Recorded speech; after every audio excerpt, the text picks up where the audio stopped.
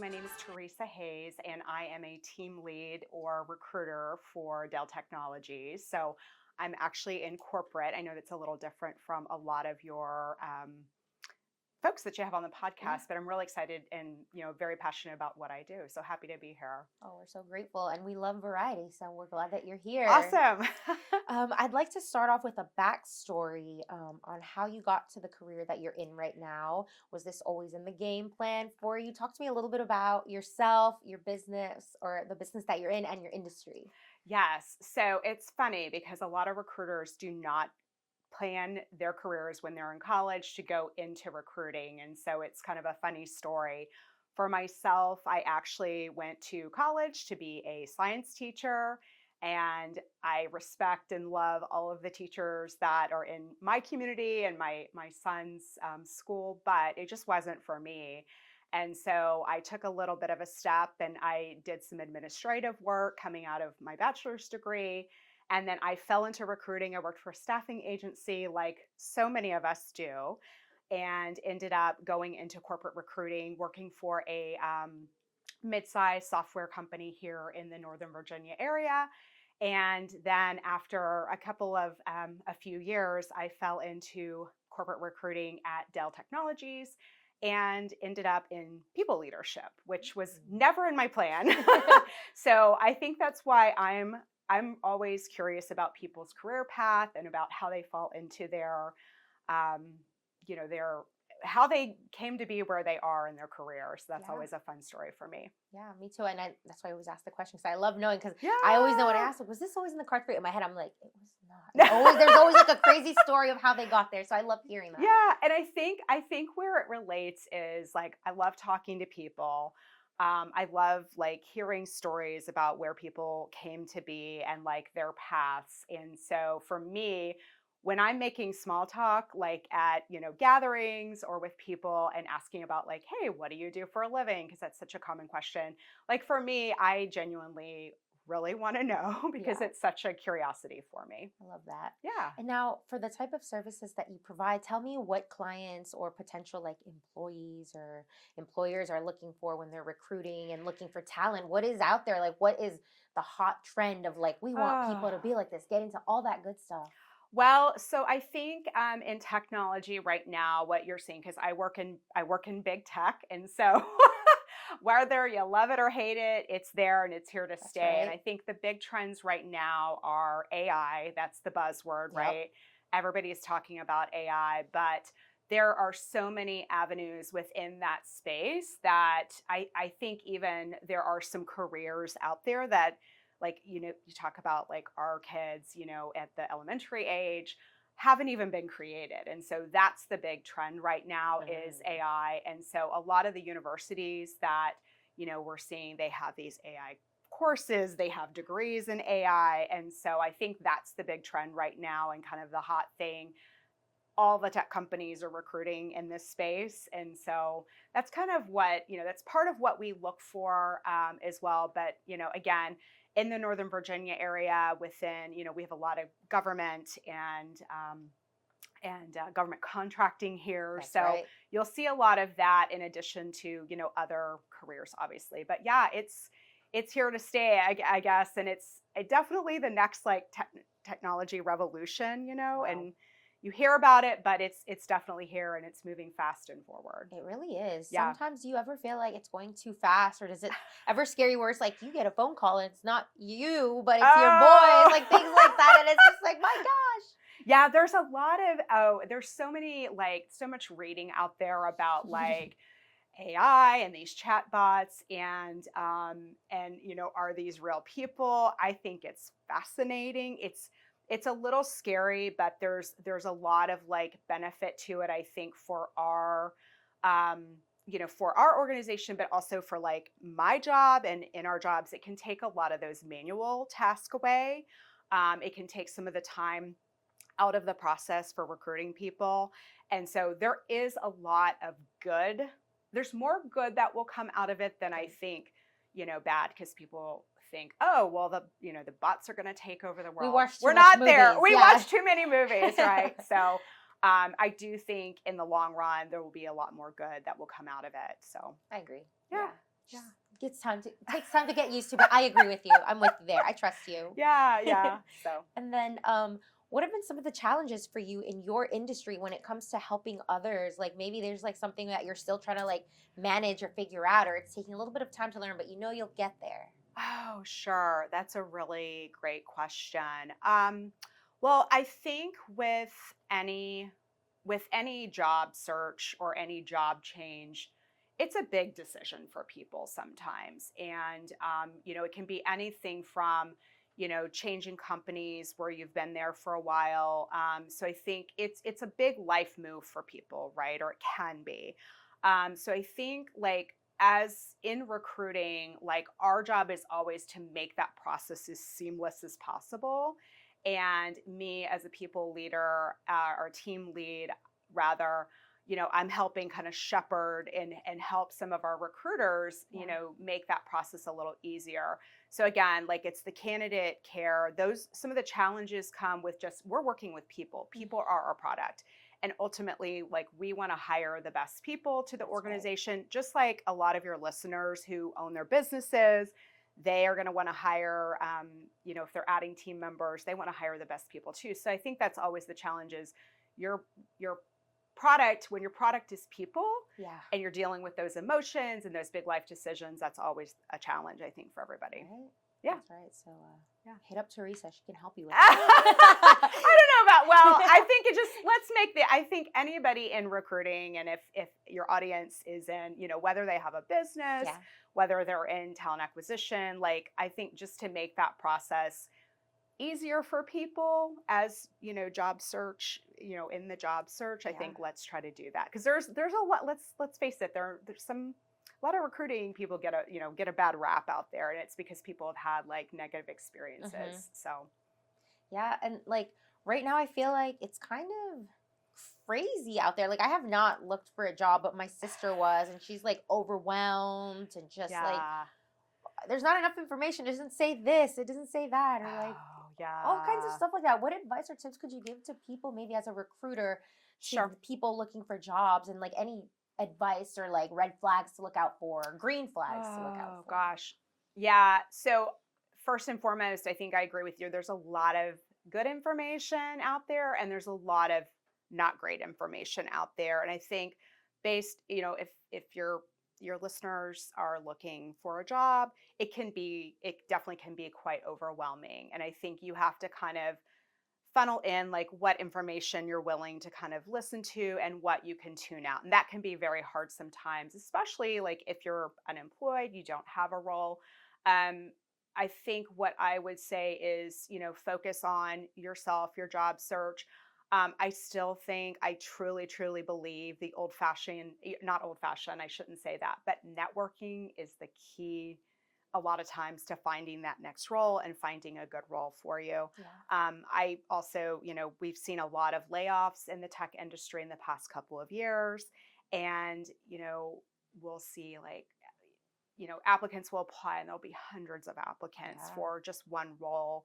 And so I do think like, definitely apply to the jobs where you see, because it can come out of there. You can, obtain a role out of there, but also do the networking. And whether that's through LinkedIn, whether that's through a connection, I've always said, like, when you're looking for a job or you're seeking a new opportunity, take those calls, take, let your friends, let your family know, hey, I'm looking for my next opportunity. Do you know anybody, in this space? That's So right. that would be my tips. Yeah, So, absolutely. for What people. are your thoughts on like going in? Because my sister was like saying something like, whenever I go, they're just like, oh, apply online. Like they don't even want to talk to you or network No. or anything. They're just like, no. Like, what are your thoughts on like, I guess giving them your resume, or is that? Yeah, the resume. Yeah, I mean, I will say everything is done online. So I think the official applications, yeah, you do have to go through the process. And I know that can be cumbersome for people, especially when you're seeking a new role. Yeah, going those when I was first out in the workforce many, many years ago, that was one way to do it, was to, walk into a business, hand the resume. But yeah, everything is definitely online That's now. right. Yeah. That's just where we're going. It's where we've been too. Yeah, True, for sure. true. You're like ahead of the game. I'm just still like with my papers Oh, and pencils over no. here. No. It's a valid question though, for Thank you. sure. And then I'd like to talk about the things that you're so passionate about, which we've already covered, but I Yeah. just want to hear like about career path, your story, and then candidate experiences, Yeah. and then how it is interviewing to hire the best people. And yeah. Yeah. So career path, I mean, we kind of talked a little bit about that. I think for a lot of people, there's no direct career path. People think that like career path is a straight line. And I definitely think, as we change as adults, individuals, the career path looks more like this sometimes. And so when I talk about that, if there's an opportunity, even if it's not that step up, but it might be like, we'll call it a lateral opportunity that will give you some additional experience in, whatever you're looking to do, you know, sometimes it's good to take that opportunity. So Yes. definitely be open once you're to a point in your career where you're ready for a change. I've seen some of the most successful people do that with their careers as they kind of move along and gain those different experiences. So for me, when I talk about that, it's definitely about like gaining the additional experience. Um, Me personally, I never thought I'd be in a people leader role. And when an opportunity came about, my boss at the time, she's like, you need to interview for this. I think you'd be a good people leader. And so I think with career path too, the path that you may not know, others may think, hey, you'd be a good fit for. So listen to those people too Ah, when it comes to like career path and opportunity. A position you may think you know what it is, may not be what it is, may not actually be what it is, and it may be better. And so definitely have those people in your corner that can kind of help you, guide you with your career path too. yeah, absolutely. And sometimes you Yeah. kind of might be like used to what you're doing or kind of blind to it. And you're like, wait, me? You think I would be? And then you do it and Yeah. you're like, wait a minute, wow, this was such a great fit. I never thought. Absolutely. Yeah. And I've had some great mentors where I'm at and some great bosses where I'm at too. And so I just think it's definitely valuable to kind of listen to those advocates for you and those mentors for you that are maybe telling you things you don't know about yourself. Yeah, for sure. Good advice there. Yeah, yeah, And then I would like to ask you about women in leadership, since we're on the yeah. topic of mentorship as well and advocacy. Talk to me a little bit about that. Sure. Well, I think I'm always looking for ways to kind of promote, other women in leadership myself, kind of, moving into that team lead role over the past couple of years.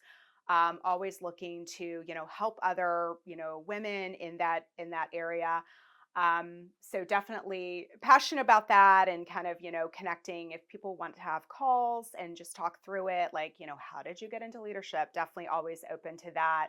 I would definitely, say if you are in business and whether you're a business owner, whether you're in corporate, seek out those mentors, seek out those people that are going to be advocates for you. And I think that definitely kind of goes back to like career progression, career path. So I think that's why, because I personally have had really great mentors myself Hmm. and really great advocates for me to kind of push me to that next level. Yeah. So yeah, Having a good support system is so important. absolutely. Yes. Absolutely. So Yeah. Imagine if you always had someone like, you're not good at this. Or like, no, you can't do that. We're like, dang. yeah, and Gotta I've have had that. that happen Oh my too. goodness. How do you deal with that? Like, are you Well, just like, you know what? Shut up. yeah, I mean, it's been years, but and years and years and years ago. But I remember talking to somebody about like, hey, this position might be something, and I had this person tell me, well, you don't. That position's not really what you think it is, and I think they just didn't want to maybe lose me in their group. Oh, But at the time, I was a little heartbroken because I'm like, well, I don't need that. I need somebody who's going to like at least explore it with me or help me kind of like understand maybe.